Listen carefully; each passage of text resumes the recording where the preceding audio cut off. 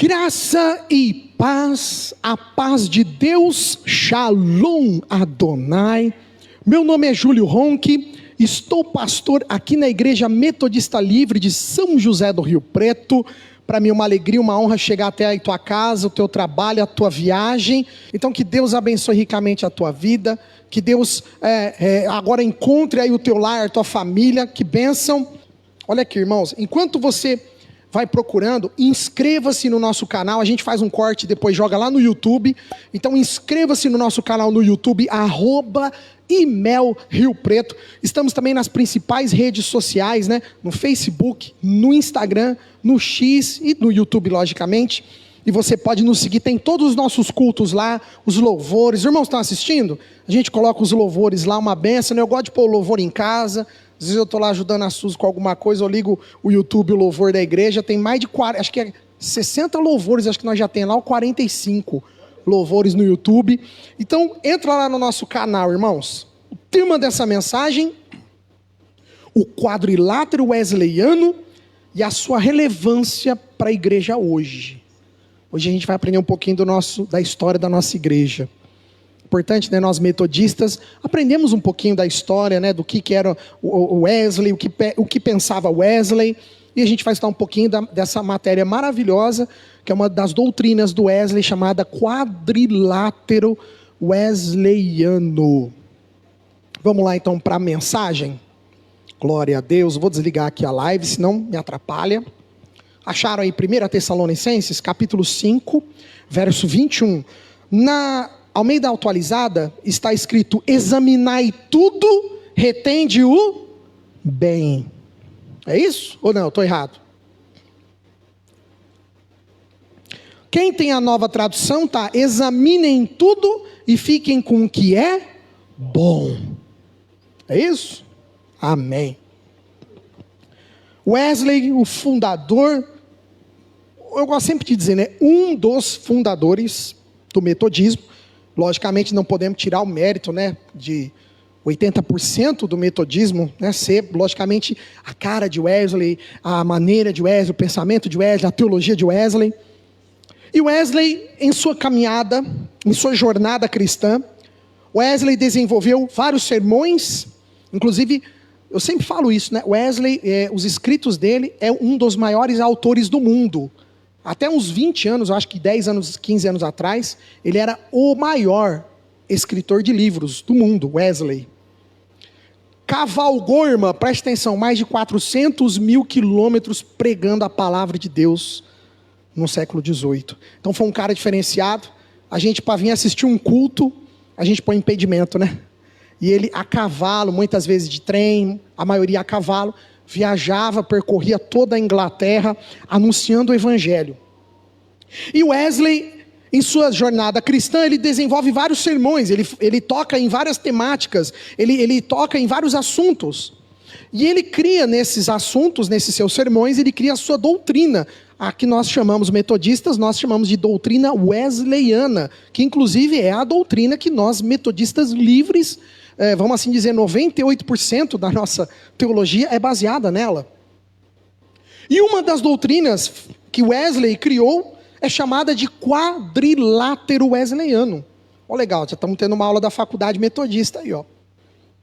O que era o quadrilátero? Bom, já pode imaginar, né? Quadrilátero significa que tem 4 pontos importantíssimos para Wesley. E eu não sei se você sabe, a igreja quadrangular, ela vem do metodismo. Para quem não sabe, a igreja quadrangular, ela é metodista, ela veio do movimento metodista. Por isso que fala do 4 pontos, né? Quadrangular e o quadrilátero wesleyano. E olha que interessante, Wesley, na sua doutrina do quadrilátero, ele defendia 4 importantes pontos para a jornada do cristão.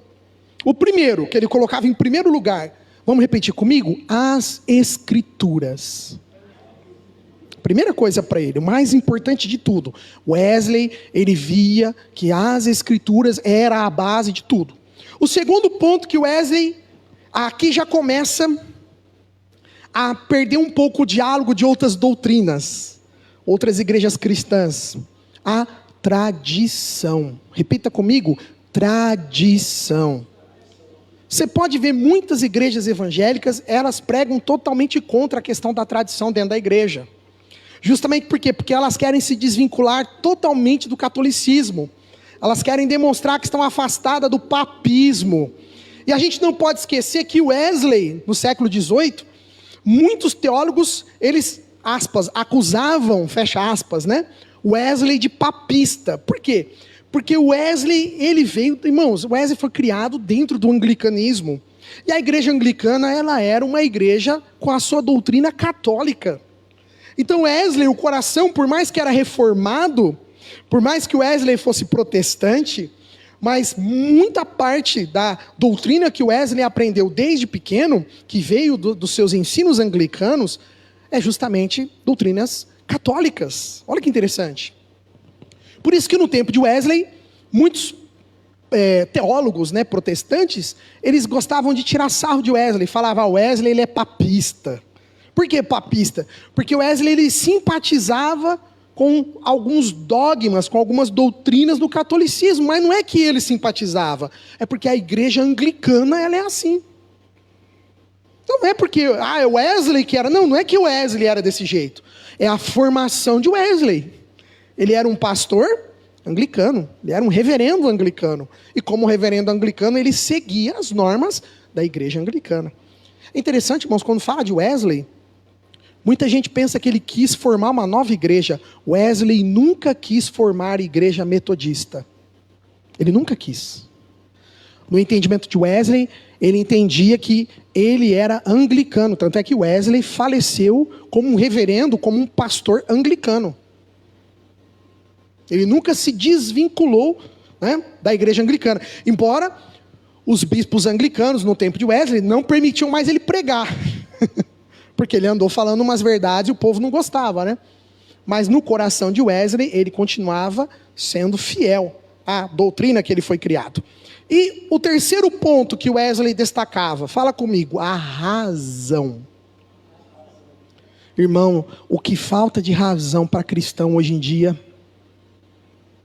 Cristão muitas vezes usa o nome de Deus de forma vã.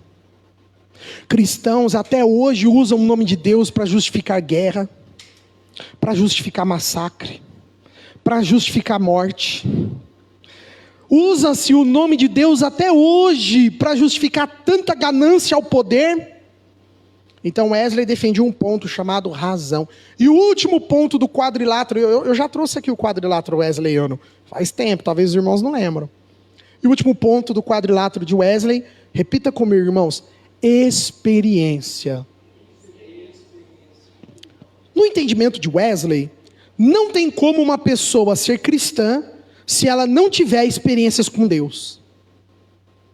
Não dá para dizer que é metodista quem nunca teve experiência com Deus. Você tem que passar experiências com Ele. E isso moldava a vida de Wesley. Esses 4 pontos moldavam a vida espiritual de Wesley.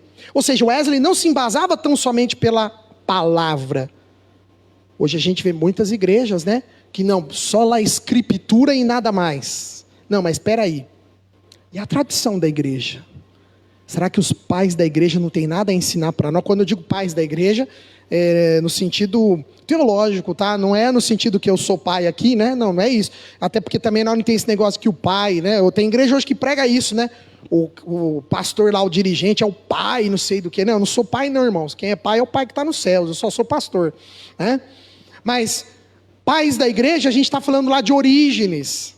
A gente está falando lá de Santo Agostinho, a gente está falando lá do século I, II, III, IV, aqueles primeiros teólogos que basearam toda a doutrina da igreja. Por que nós não podemos lê-los e embasar muita coisa na nossa fé, na orientação deles? Então Wesley entendia que a tradição também era importante dentro da igreja.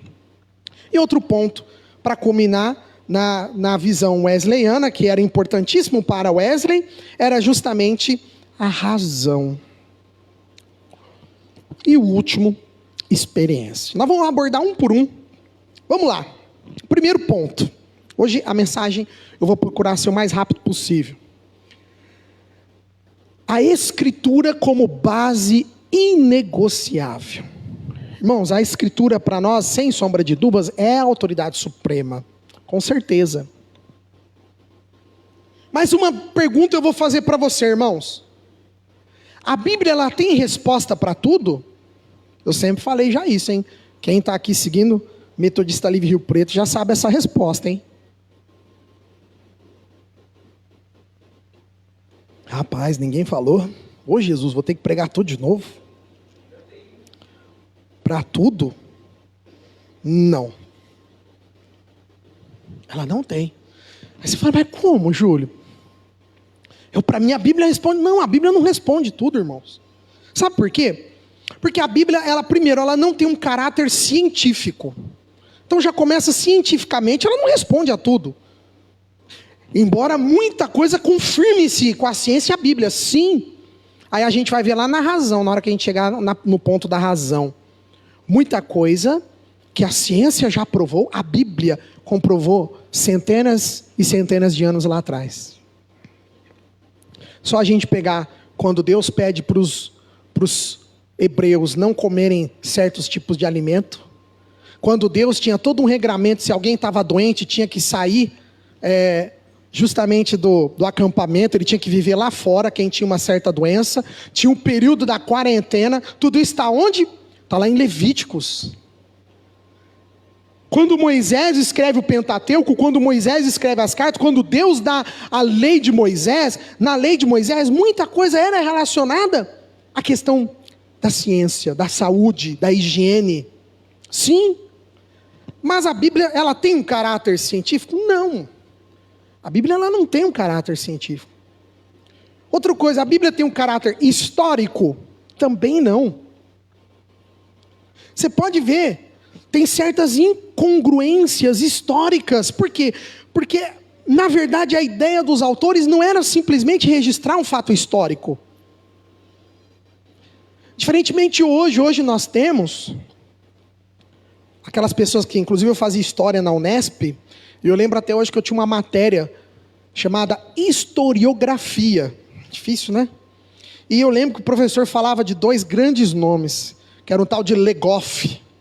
Depois você procurar aí, você vai ver, Legoff. Tem até no direito a gente acha que estuda Legoff. E o que eles falavam na historiografia? Esses grandes homens estudiosos, eles iam registrando os fatos históricos, mas de maneira, como eu posso dizer, científica, acadêmica. Então eles tinham que ter precisão. Quando você está fazendo um registro histórico, você tem que ter uma certa precisão de alguma coisa.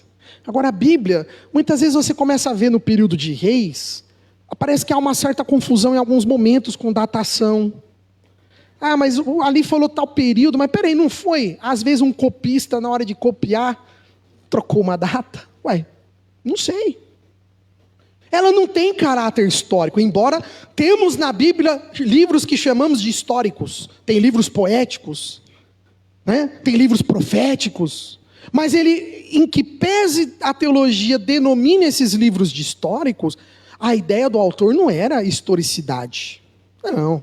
Ele estava contando meramente uma história, mas ele não tinha um atributo acadêmico de registrar pormenorizadamente aquele fato. Tá? Você consegue entender onde eu quero chegar? Então a Bíblia, ela não tem resposta para tudo. Não tem. A Bíblia, ela é um guia, ela é um norte que nós vamos nos direcionar. Mas ela não tem resposta para todas as coisas. Por isso é importante a gente entender que há a tradição da igreja. Aquilo que muitas vezes a Bíblia não toca em certos assuntos, é a tradição da igreja que vai levando certos assuntos adiante. Foi o tempo que foi as pessoas, algumas pessoas importantes foram anotando, foram escrevendo, e aquilo foi sendo passado para frente, e tornou-se o quê? Tornou-se textos importantes da igreja. Então, a Bíblia, sim, é uma base para nós. Vamos ler lá em 2 Timóteo? Você consegue abrir rapidinho? 2 Timóteo 3,16. Eu já estou na metade do caminho, vamos lá? Achou? 2 Timóteo 3, verso 16. Eu vou ler na nova tradução na linguagem de hoje. Pois toda a Escritura Sagrada é inspirada por Deus e é útil para ensinar a verdade, condenar o erro, corrigir as faltas e ensinar a maneira certa de viver. Olha que interessante. Como é bonito Paulo falando para Timóteo. Timóteo, presta atenção. A escritura toda ela é inspirada. Ninguém está dizendo aqui que ela não é inspirada, irmãos, pelo amor de Deus. Ela é inspirada. Mas o que eu estou querendo dizer é que a Bíblia ela não tem informação de tudo. Ela fala daquilo que é importante. A Bíblia toca em pontos que são imprescindíveis para a nossa jornada cristã. Mas ela não tem resposta para tudo. Ela até tem muita informação que cientificamente foi comprovada já pela ciência. Mas ela não tem um caráter científico, ela não tem um caráter histórico. A Bíblia ela não tem uma... Não, a Bíblia ela simplesmente ela é uma ilustração para a nossa fé. Para a gente basear a nossa espiritualidade. Por isso que é o problema muitas vezes as pessoas quererem ler a Bíblia e achando que ela historicamente vai bater. Não, calma, não é bem assim. Ah, mas então a Bíblia é um conto de fadas? De forma alguma. Nós estamos acabando de ler o texto de Paulo. Toda a escritura sagrada é inspirada por Deus. É útil para ensinar, condenar, corrigir e ensinar a maneira certa. Olha que bonito, a maneira certa de viver. Então se eu perguntar para vocês, irmãos, a Bíblia tem tudo para ensinar a gente a maneira certa de viver? Aí sim, eu também concordo que ela tem tudo. Ela é completa. Eu não estou dizendo que a Bíblia não seja completa. Mas eu estou querendo dizer que se você pegar uma área biomédica e você for querer analisar a Bíblia, por mais que muita coisa ela confirme, ela não é um tratado biomédico. Está entendendo? Se nós formos olhar a Bíblia, até pelo lado do direito, tem muita coisa que confirma no direito, né? Os escribas, doutores da lei, tanta outra coisa que tem na Bíblia. Mas a Bíblia ela não é um tratado de direito. É legal que ela fala o julgamento de Paulo lá no livro de Atos, como que ele recorre, como que Paulo faz o seu julgamento, né? Conforme a lei romana. Isso é muito bonito tudo, mas ela não tem um registro detalhado de como foi o processo de Paulo. Não tem. Ela não tem os autos lá completos. Então é isso que eu quis dizer quando eu falo que a Bíblia ela não tem resposta para tudo. Não estou dizendo que ela é incompleta. Pelo contrário, a Bíblia ela é completa. Ela tem a resposta para tudo que você precisa para viver na palavra de Deus. Isso sim. Mas você me perguntar, a Bíblia, ela tem resposta para todas as coisas? Não. Até porque o próprio Jesus disse que tem muita coisa que ainda está encoberto. Ele vai revelar na hora certa. Tem muita coisa que a gente ainda não explica, irmãos. Tem muita coisa que a gente ainda não consegue, às vezes, entender. Mas na hora certa, vai vir à tona. Wesley, ele insistia que a doutrina e a prática eram fundamentais na Bíblia Sagrada. E hoje é triste. Por que é importante sola escritura? Porque hoje nós vivemos um tempo que muitas igrejas pregam apenas o relativismo. A igreja, ela é chamada para manter a fidelidade das escrituras, irmãos. Por isso que é importante você ter a Bíblia. É nós que vamos manter essa palavra viva. Somos nós. É nós que vamos manter essa palavra pura, imaculada. Hoje a palavra tem tanta mácula, né? Às vezes a gente ouve a mensagem, a gente fica assim, meu Deus, quanta mácula, quanta coisa que está agregada àquela palavra, que não tem sentido teológico nenhum. Estão usando a Bíblia para justificar seus bel prazeres? Não, irmãos. A Bíblia nós temos que entender que ela é a palavra de Deus, verdadeira, pura. Ela tem toda a imensidão daquilo que nós precisamos para viver. E ela é completa em tudo que a gente precisa. Mas nós precisamos colocar em prática o estudo bíblico. Eu fico tão feliz quando o Rafinha fala, o meu devocional essa semana, o meu estudo. É isso aí, Rafa. Temos que colocar, sabe, colocar a interpretação dela. Tem uma dúvida? Converse com o pastor. Né? O pastor, lógico, eu não tenho a verdade sobre toda a verdade. Não, mas nós vamos ver o que os teólogos falam. Vamos ver o que os Os que já estudaram demais, eles falam sobre certo assunto que você está com a dúvida. Isso é importante. Então, primeiro ponto, a palavra de Deus. Segundo ponto, que Wesley defendia no seu quadrilátero, a tradição. A sabedoria coletiva. Fala para quem está do lado. A sabedoria coletiva. Não é verdade? Nós como comunidade não temos a nossa sabedoria aqui interna? Poxa, irmão, já passei por esse momento aí que você está passando agora. Olha, eu sei como que é. Eu sei que não é fácil. Mas Deus está agindo, pode ter certeza. Aleluia. Isso é tradição. Wesley valorizava a tradição como sendo a voz da igreja durante todos os séculos. É interessante que se você for lá no livro de Hebreus, só vamos ler o comecinho dele lá, capítulo 12. Você vai ver que Hebreus registrou para nós a respeito da igreja ser uma voz. A comunidade cristã ter a sua voz. Olha que importante. Acharam? Hebreus 12, verso 1. Eu vou ler na nova tradução na linguagem de hoje. Olha que interessante. Assim, nós temos essa grande multidão de testemunhas ao nosso redor. Vamos parar por aí. O que o autor de Hebreus está falando para nós? Que eles tinham uma quantidade enorme de testemunhas ao redor deles. Isso era importante, irmãos. O coletivo, a comunidade, o estar juntos. Numa era onde se idolatra tanto o novo. Não, porque lá na minha igreja é assim. Porque lá... Irmãos, o metodismo ele vem lembrar para nós que nós somos parte de um corpo que tem uma história. Aleluia. Não veio do nada. Não veio do acaso, não veio do nada. A tradição é a gente poder respeitar, irmãos, tudo aquilo que aqueles irmãos lá atrás um dia vivenciaram. Vocês querem ver uma tradição que é da igreja e que às vezes a gente não leva em conta? Por isso que eu falo, né? Você quer descobrir onde está a tradição da Igreja Metodista Livre?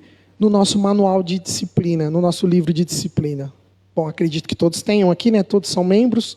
Precisa ter um manual, igreja. Se você não tiver, eu mando no grupo do WhatsApp lá para você ler. Inclusive eu encomendei em São Paulo, tá para vir o manual. Eu não sei quando eles vão mandar, mas eu encomendei 30 novos manuais, que é agora de 2024, se eu não me engano, que teve umas mudanças, né, ano passado, no concílio. E o que é o nosso manual de disciplina? É a tradição da igreja. É o que aqueles homens lá atrás um dia passaram e foram trazendo para nós. E uma tradição que é importantíssima da nossa igreja foi justamente que em 1860, 80 pastores se reuniram lá nos Estados Unidos e eles decidiram que suas igrejas, né, ou as igrejas aonde eles pastoreavam, não aceitaria mais bancos separados. Onde o rico pagava pelo aquele assento. Onde quem tinha muito dinheiro tinha privilégio de assentar-se à frente. Isso é uma tradição da igreja. Não está na Bíblia. Não está na... Por isso que eu falei aquilo que a Bíblia não responde a tudo. Você não vai achar lá na Bíblia. É proibido alugar os bancos. Aí a gente vai na Bíblia através da ética. Não é moral, religiosamente falando. Foge à moral. Mas na Bíblia não proíbe. Só que é uma tradição da nossa igreja metodista. Os assentos serem livres. Isso é tradição da igreja, irmã. Está entendendo? Não está na Bíblia Sagrada, mas está no nosso manual de disciplina. E isso aí é uma característica da nossa igreja, irmãos. E hoje é interessante, né? Eu tenho falado alguns dias sobre isso, né? E hoje a gente está vendo uma onda do movimento das igrejas grandonas, aquelas igrejas que tem muita pessoa famosa, deles fazer o quê? Colocar um assento premium. Você só pode sentar, irmãozinho, aqui na frente, se você alugar esse assento. Você comprar o ingresso. Está entendendo? Eu não estou falando se está certo, se está errado. Vai lá quem quer, irmãos. Eu não vou no lugar desse. Vai lá quem quer. Hoje a palavra não é sobre isso. Mas a palavra é que na Metodista Livre existe uma tradição no nosso livro de disciplina, que os assentos serão livres. Aquele lá é mais simplesinho, humildezinho, pobrezinho, senta lá no fundinho. Não tem isso aqui não, irmãos. Aqui a pessoa que é branca, agora não fala mais negro, é preto, é isso? Eu estou certo, secretária? Preto, pardo, pode ser os dois, obrigado. Não importa a cor, não importa a condição financeira, não importa, vai todo mundo sentar no mesmo lugar onde estiver disponível. Aqui é quem chega primeiro, pega o lugar onde quer, pronto. Isso é uma tradição da nossa denominação, está no nosso livro de disciplina. Assentos livres. Está no nosso livro de disciplina que a gente não cobra pelo batismo. Está no nosso livro de disciplina que a gente não cobra o casamento. Está no nosso livro de disciplina que a gente não cobra o funeral. É o nosso livro de disciplina, é tradição da nossa igreja. Ou seja, não está na Bíblia Sagrada. Mas a gente vê, como Wesley vê, que é uma tradição e ela deve ser respeitada. Enquanto você vai aí, tem lugar que... Bom, deixa eu ficar quieto que eu ganho mais. Implicação prática. Nós estamos na live, eu não posso falar tudo que eu quero. Irmãos, com a tradição nós precisamos resgatar as práticas espirituais que aqueles irmãos lá no passado já testaram e aprovaram. A nossa igreja é uma igreja de oração, irmãos. E temos perdido esse sentido, né?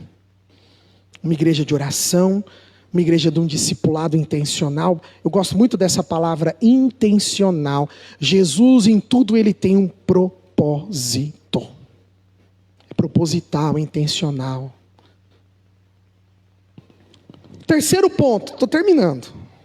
A razão. Fala para quem está do lado aí. A fé que dialoga. Bonito, né? Ficou, né? A fé que dialoga, irmã. Eu achei tão interessante que está lá em Isaías, só o comecinho desse versículo a gente vai pegar, capítulo 1. Olha que interessante que o profeta começa o livro de Isaías já com esse verbo, né? No capítulo 1, verso 18.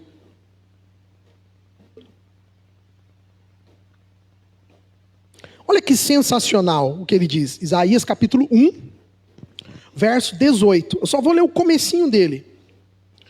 Na Almeida atualizada, ele diz assim, vinde, pois, e arrazoemos, diz o Senhor. Aí eu lembro no direito, né? Eu tenho meu chefe lá, o delegado, ele fala, faz um arrazoado para mim, por favor. O arrazoado tem que fazer uma minuta aí, faz um resuminho. Faz um arrazoado. Dá uma justificativa.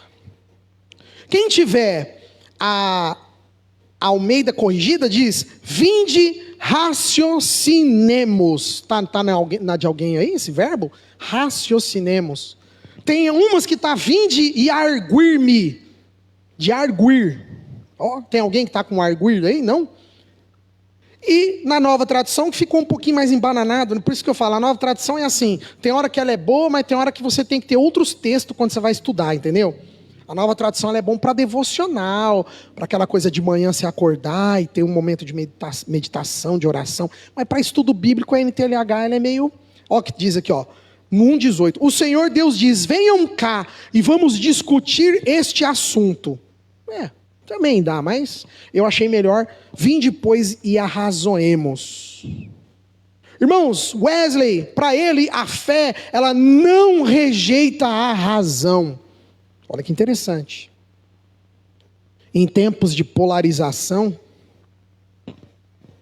a igreja tão engajada em tanta coisa, né? Dá até medo, né? Hoje em dia, né?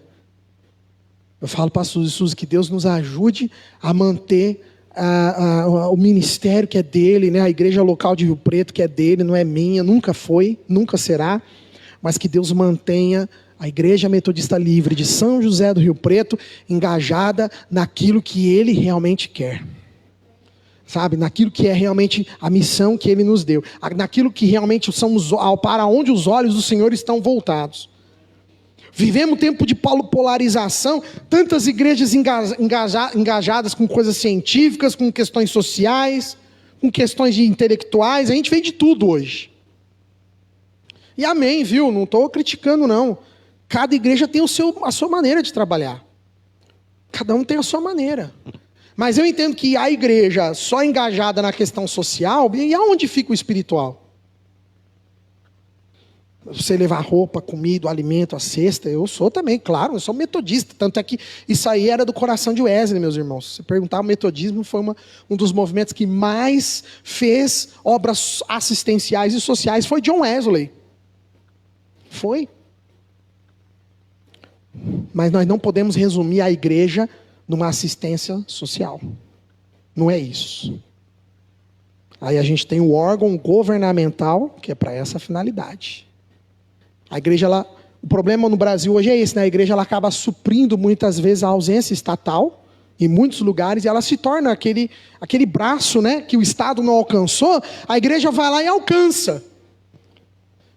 E é importante, claro, não estou negando, irmãos, glória a Deus, as igrejas trabalham dessa maneira, mas não podemos esquecer do lado espiritual. Wesley, ele entendia que a fé e a experiência andavam lado a lado, e que a fé e justamente a razão estava lado a lado. E hoje nós vivemos um tempo, né, de polarização. Igreja vinculada à política, né, a princípios. Irmãos, nossos princípios são princípios do reino. Eu, como pastor, o que eu tenho que falar são os princípios do reino. Não o princípio do que eu acredito ou deixo de acreditar. Entendeu? Daquilo que eu vislumbro ou daquilo que eu deixo de vislumbrar. Eu tenho que falar daquilo que Deus quer que a nossa visão olhe. Para onde Ele quer que a nossa visão foque. É isso aí.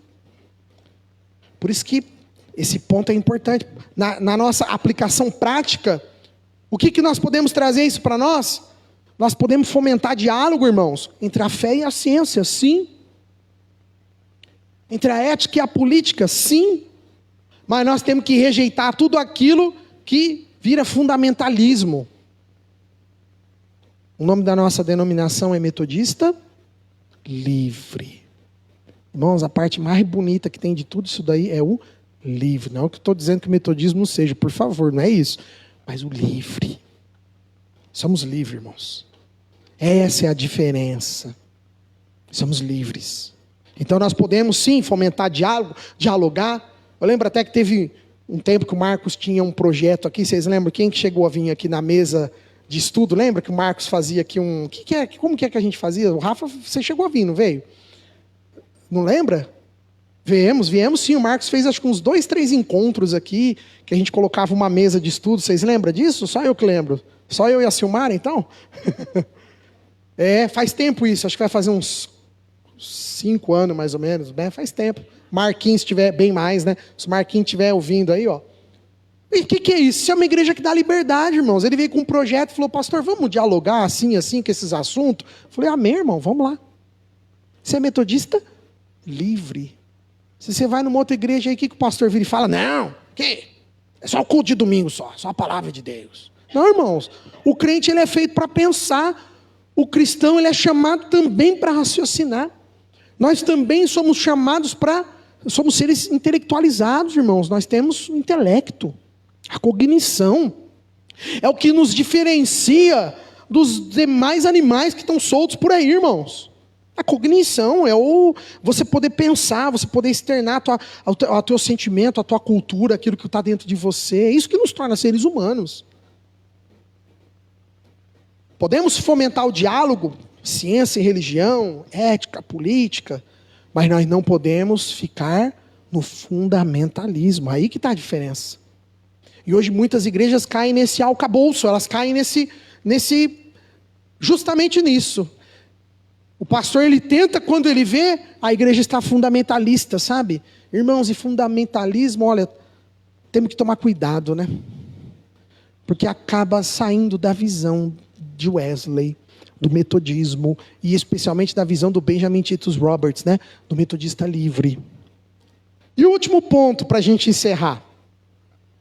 Experiência, que é o quadrilátero, né? O último ponto, a experiência, a fé vivenciada. Fala para quem está do lado, a fé vivenciada. Olha que bênção. A experiência pessoal e comunitária com Deus, irmãos. Vamos abrir lá em Romanos, capítulo 5. Wesley, ele equilibra a questão da doutrina e da prática, de uma cultura emotiva que ele chama de experiência autêntica. Não é apenas um sentimento, sabe? Não é só sair chorando do culto. Hoje eu fui tocado pelo Espírito, né? Hoje eu fui... Não, irmãos, a experiência que Wesley está nos chamando não é somente uma experiência de sentimento, mas é uma experiência que ela vai mudar a nossa psique, a nossa visão, vai mudar o nosso plano, o nosso prisma, o nosso olhar, como estamos olhando alguma coisa. Isso é ter experiência. Experiências mudam a gente, irmãos. Experiências mudam a gente. Eu estava essa semana assistindo com a Suzy, saiu, né, no stream aí aquela série do Batomushi. Não sei se alguém já chegou a assistir a série aqui. E é muito triste, sabe? É muito triste ver a experiência que aquelas pessoas tiveram naquele naufrágio terrível, né? Os irmãos lembram disso ou não? Eu estou por dentro. Para perguntar para mim, porque eu assisti tudo, né? E a série, sabe, retrata assim de uma maneira muito profunda. Foi, é verdade. A Yara é uma atriz da Rede Globo. E é interessante que numa das... a série é uma certa entrevista aos sobreviventes, né? Eles pegam sobreviventes e vão entrevistando as pessoas que sobreviveram e ao mesmo tempo vão contando a história como aconteceu. E o deslindre dela, né? Que é a parte que mais me dói no Brasil, doutor, é saber que... Zé, você que é advogado, ó, de 88 até hoje, quantas pessoas nem indenizadas foram? É uma tristeza. Pessoas que perderam tudo, perdeu pai, perdeu mãe, ficou órfão. Olha, é muito triste no Brasil ver a nossa justiça, né? Que não é justiça. E aí eu via um dos entrevistados, era um pai, e é interessante da maneira que ele conta a história, como que foi tudo que aconteceu, e Suzy já chorando ali, né? Porque é muito triste, irmãos.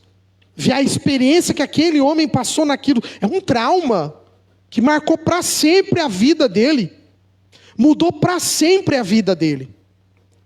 Isso é experiência. Ele passou por uma experiência, inclusive, dolorosa, né? Terrível. Experiência terrível. E nós, Wesley, ele sabia que nós temos experiências religiosas. Que não são simplesmente... eu fiquei emocionado no culto, emocionada. Irmãos, lógico, vai ter palavra que vai realmente te tocar, vai ter emoção. Mas isso não significa experiência. Isso é sentimento. Isso é sensação. É diferente de experiência. Quando você assiste lá a série, você começa a ver o que cada sobrevivente vai falando, você fala assim, esse cara tem uma experiência de um naufrágio que não é fácil, não. No meio do oceano, no nada, escuro, Rafa, você não sabia para onde sair de dentro do barco. O cara contando, eu nadava, eu batia minha cabeça, porque eu estava ainda dentro do barco. Meu Deus do céu. E tudo escuro, você não enxerga? Todo mundo fala, eu sei nadar, eu sei respirar, eu sei, irmãos. Nessa hora, meu irmão, é você e Deus. É você e Deus. Experiências. E olha o que Paulo fala para nós lá em Romanos. Acharam aí? Romanos 5, verso 4. Vamos do 4 e verso 5. 4 e 5, na Nova Tradução. E a perseverança, ela gera o quê? A experiência. De experiência a esperança. Verso 5. Essa esperança não nos deixa decepcionados, pois Deus derramou o seu amor no nosso coração por meio do Espírito Santo que Ele nos deu. Aí quando você começa a ler esse texto de Romanos, Paulo está dizendo para nós, justamente da caminhada cristã, como que ela funciona. E aqui no verso 4 ele chega na perseverança, porque a perseverança ela vai gerar, o fruto dela vai ser a experiência. Olha que interessante, irmãos. Só pode ter experiência com Deus aquele que persevera, aquele que é firme, aquele que continua. É preciso a gente para a nossa aplicação prática, contar os nossos testemunhos. Importante isso. A gente tem um espaço para a gente poder contar a nossa trajetória. A gente tem um espaço para a gente poder relatar aquilo que nós passamos como forma de experiência. Olha, irmãos, eu fiz assim, mas olha, de repente você pode fazer diferente. Eu sofri tanto tentando fazer isso aqui, ó, mas talvez você pode ir por esse caminho e você pode conseguir fazer diferente. Isso a gente chama de experiência. E a experiência religiosa, ela não é simplesmente uma emoção. Já estou encerrando. Não é só emoção. E hoje o protestantismo, o que ele recai muito? A emoção, né? Parece que o culto ele tem que ser impactante, a palavra tem que ser impactante, o louvor tem que ser impactante, o momento da oração tem que ser impactante. Legal, irmão, tudo isso é muito bom. Mas não é de emoção que você vai para o céu, não. Você vai para o céu quando você começar a ter as experiências com Deus no seu dia a dia. É isso aí que é a jornada cristã. Isso aí que é o caminho que a gente percorre com Jesus, através das experiências diárias com Ele. E por último, para finalizar, o impacto na cristandade, né? Desse quadrilátero, desse pensamento wesleyano. O quadrilátero hoje, ele desafia-nos. Ele desafia a igreja, inclusive, né? Para a igreja não ter nenhuma visão conservadora demais e nenhuma visão liberal demais. Nós não podemos, irmãos. O mais maravilhoso de tudo, quando eu vejo no metodismo, é justamente o fato de que o metodismo prega a moderação. Moderação. Quando você lembrar de Wesley, lembra de uma coisa, irmãos. Moderação. Deus abençoe, viu, vocês? Vai com Deus, viu? Força lá, meu querido. Amém? Moderação. Não adianta, irmãos, a gente ser com muita sede ao pote e no meio do caminho separar. Está entendendo? Não adianta nada a pessoa se desesperar e ser muito afoita, né? Não adianta, irmãos. Não podemos ser nem liberal demais e nem conservador demais. O metodismo é justamente moderado, moderação na nossa vida, na nossa comunidade. Wesley, ele pede para a gente ser radical na doutrina compassiva, unindo aquilo que era o conservador com o liberal. É o metodismo. Nem muito para cá, nem muito para lá. Vamos ser pessoas centradas. E olha que bonito, vamos encerrar com Tiago, capítulo 2. Para encerrar, a gente já vai orar. Tiago, capítulo 2, verso 17. Tiago, capítulo 2, verso 17. Portanto, na nova tradução, portanto, a fé é assim. Se não vier acompanhada de ações, é coisa morta. A fé sem obras é morta. Por isso, irmãos, é importante hoje, nós aprendemos que o quadrilátero de Wesley pode trazer para nós um chamado para uma fé integral, é um chamado para não vivermos de maneira obscura e não apenas tradicionalista, mas para nós termos uma vida de impacto com esse Deus, através das experiências, através da razão. E eu deixo um desafio final para nós, irmãos. Eu não, né? O Senhor.